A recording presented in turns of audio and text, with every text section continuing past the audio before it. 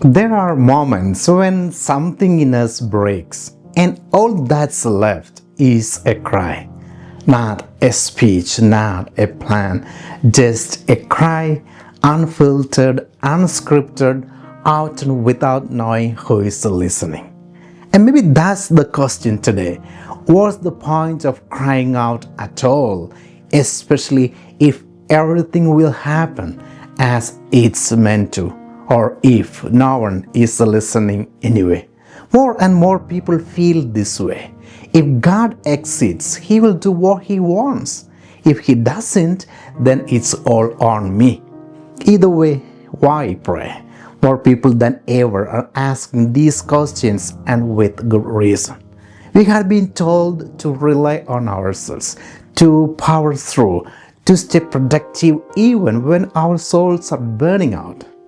And prayer, it can feel like wishful thinking at best, or a wasted time at worst. And then the cry comes, not as a strategy, as a rupture. I'm Father Bob, and this is Sunrise and Scripture. In the Bible, God doesn't wait for people to understand Him before He responds. In Genesis, He descends because He hears the outcry, not because someone prayed correctly, but because someone was suffering. In Exodus, the enslaved Israelites don't even know who to address, yet their cry reaches heaven. And even today we see it in hospitals, on city streets, in quiet rooms at 3 a.m. People cry out, not because they are sure of theology, but because something inside says this isn't right, and I can't fix it alone. That cry, even in doubt, is powerful. It's the moment when we stop pretending to be self-sufficient.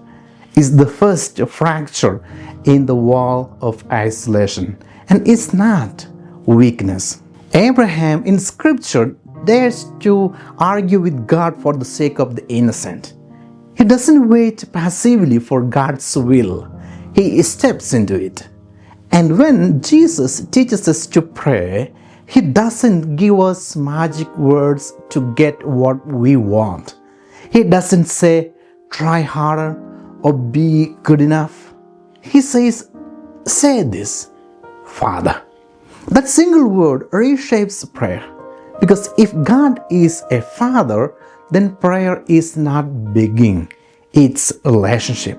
And even when God Himself, even when Jesus Himself faces agony, He cries out from the cross, into your hands I commit my spirit.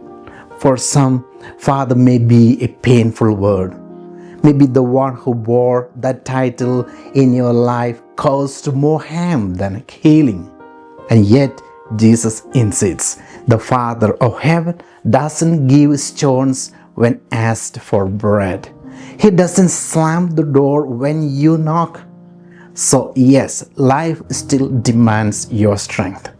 Prayer doesn't cancel effort, but it transforms it. It softens your striving, opens your clenched fists, roots you in something deeper than control. Soren Kierkegaard said, prayer does not change God, but it changes the one who prays. And perhaps that's the miracle we need most. So, cry, not because you are weak, but because you are brave enough to admit you are not infinite. Cry even if you are not sure who is listening. Cry because silence is too small a space for the weight you are carrying. And maybe, just maybe, what begins as your cry might become the place where heaven bends down to meet you.